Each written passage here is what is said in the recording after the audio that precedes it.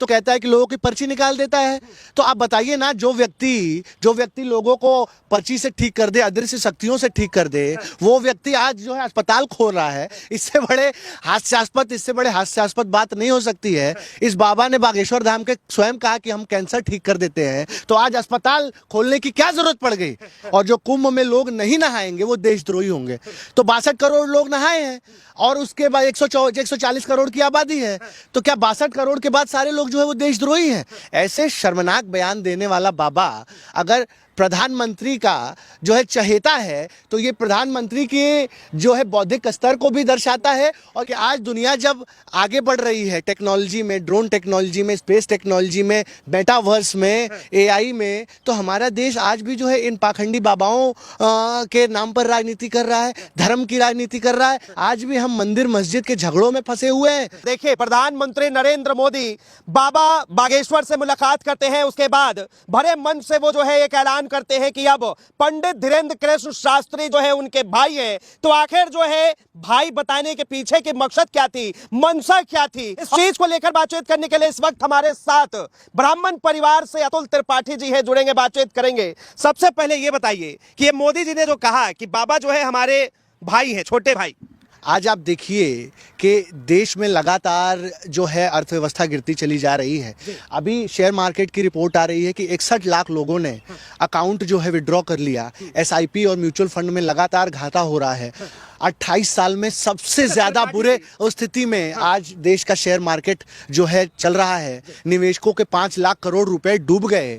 और फिर भी आज जिस तरीके से इस देश में पाखंड और धर्म की राजनीति की जा रही है, ये मतलब शर्म और दुर्भाग्य की बात है। और इस देश की जनता समझे कि किस तरीके से नरेंद्र मोदी जो है पाखंड और अंधविश्वास का सहारा लेकर के इस देश को अहम मुद्दों से भटका रहे हैं। आज इस देश में लगातार महंगाई बढ़ती चली जा रही है, लगातार किसान आत्महत्या कर रहा है, अर्थव्यवस्था चरमरा चुकी है, रुपया जो है वो गिरता चला जा रहा है। उस पर इन पे जो है कोई जवाब नहीं है। ये देश को गुमराह करने के लिए जो है पाखंडी बाबाओं के मंच पर जो है जाकर के खड़े होते हैं, धर्म की राजनीति करते हैं, उस पर अपनी राजनीतिक रोटियां सेकते हैं। ये बिहार का बेटा बताते हैं, कभी उड़ीसा में जाते हैं तो उड़ीसा का बेटा बताते हैं अपने आप को। अगर जो है मुसलमानों के बीच में जाते हैं तो पठान का बेटा बताते हैं। तो आप समझिए ये लोग जो हैं ये शुद्ध रूप से इस देश को गुमराह कर रहे हैं, अपनी राजनीतिक रोटियां सेक रहे हैं। और इस बार जो माध्यम बना है वो बाबा बागेश्वर धाम का पाखंडी बाबा धीरेंद्र कृष्ण शास्त्री बना है। इसके ऊपर तो राजस्थान में मुकदमे हैं, लोगों की धार्मिक भावना भड़काने के मुकदमे हैं, इस पे वारंट जारी है। ऐसे बाबा जिन पर मुकदमे हैं, जो देश को बरगलाते हैं, भड़काते हैं धर्म के नाम पर, वो बाबा जो है ये तो कहता है कि लोगों की पर्ची निकाल देता है। तो आप बताइए ना, जो व्यक्ति लोगों को पर्ची से ठीक कर दे, अदृश्य शक्तियों से ठीक कर दे, वो व्यक्ति आज जो है अस्पताल खोल रहा है। इससे बड़े हास्यास्पद बात नहीं हो सकती है। इस बाबा ने बागेश्वर धाम के स्वयं कहा कि हम कैंसर ठीक कर देते हैं, तो आज अस्पताल खोलने की क्या जरूरत पड़ गई? इसका मतलब है, उस पे आऊंगा, लेकिन मोदी जी ने कहा है कि अब जो है धीरेंद्र कृष्ण शास्त्री की पर्ची जो है उनके हाथों में है। वो जानते हैं कि क्या चाहती है उनकी। तो भगदड़ होनी थी, पहले क्यों नहीं बता दिया इस बाबा ने? अभी एक और बाबा वायरल हो रहा है जिसने बोला कि जो है पाकिस्तान जीत जाएगा। अभी जनता उसका जो है सड़कों पर स्वागत करने के लिए उसको खोज रही है। वो जो आईआईटी बाबा है, जनता खोज रही है। तो ऐसे पाखंडी बाबाओं से इस देश को खतरा है।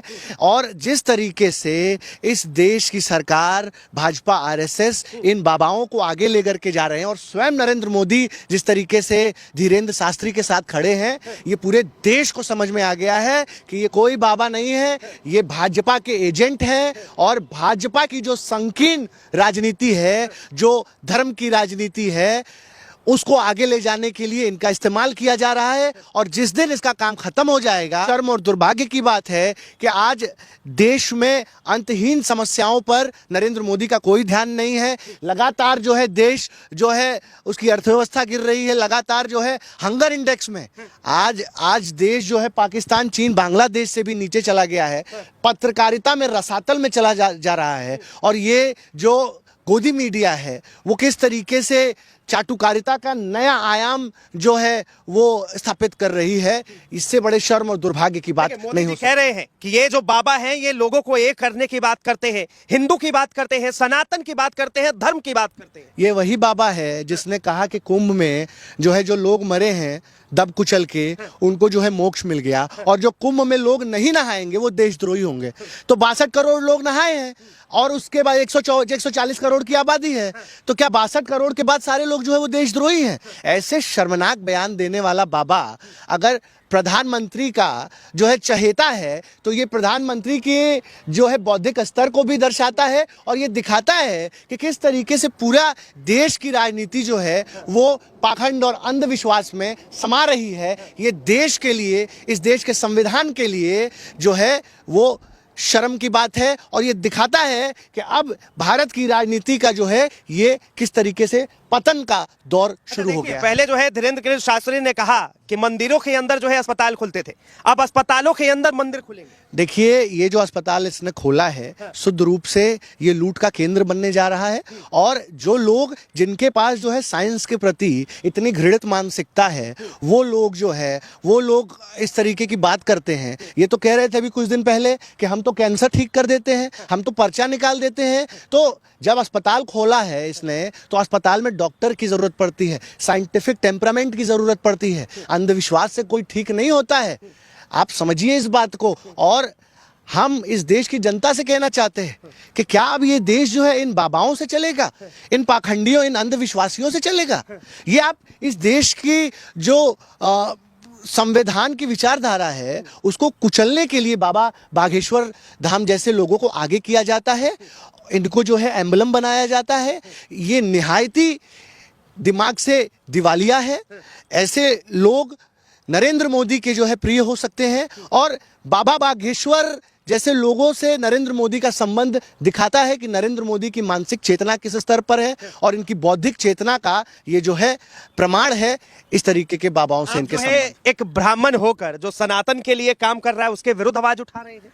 नहीं, हम तो स्वयं सनातनी हैं, और हमसे ज्यादा गर्व किसको होगा अगर हमारा सनातन धर्म जो है आगे बढ़ेगा। लेकिन सनातन धर्म को सबसे बड़ा खतरा इन पाखंडी बाबाओं से है जो एक सरकार की, एक पार्टी की विचारधारा को आगे ले जाने के लिए इस देश के धर्म को बदनाम कर रहे हैं।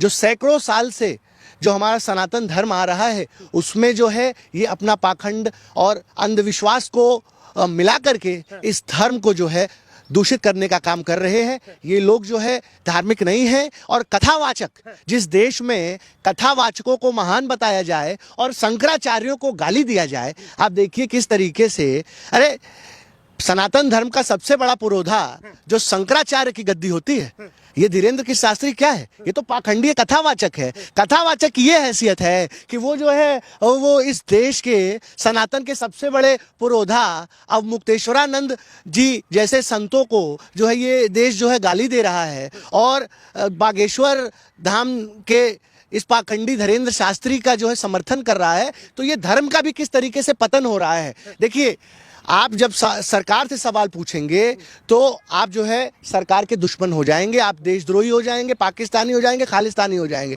क्योंकि इनको बताने के लिए अब कुछ रह नहीं गया है।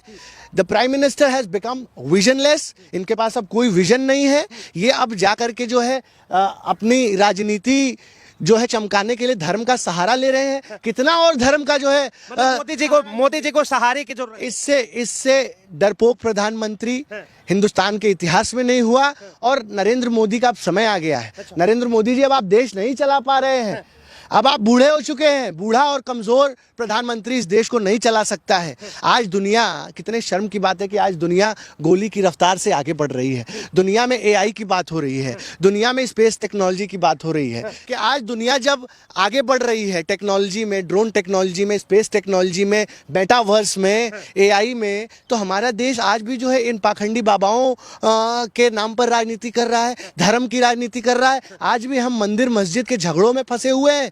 आप समझिए, धीरेन्द्र कृष्ण शास्त्री तो बहाना है, असली मकसद इस देश में हो रहे अत्याचार दमन को छुपाना है। देश के अहम मुद्दों से जिस तरीके से इस देश को गुमराह कर दिया जाए, किस तरीके से जो है देश के जो रियल इश्यूज हैं उससे देश को भटका दिया जाए, इसलिए इस धर्म के राजनीति को आगे किया जा रहा है कि जनता गुमराह रहे।